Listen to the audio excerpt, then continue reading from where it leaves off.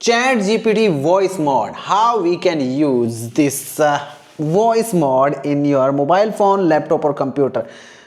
In today's video, we're gonna talk about that how to use voice mode, or you can call it talking mode, in your ChatGPT. First of all, requesting you like the video and subscribe to the channel for get more videos like this. Now let's begin the video. How to use ChatGPT's voice mode.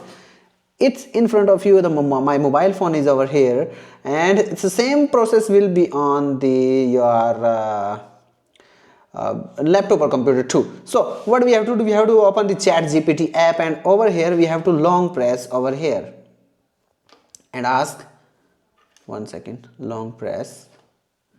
It will get into the voice mode or talk mode. How are you, ChatGPT? Hey there, I'm doing great.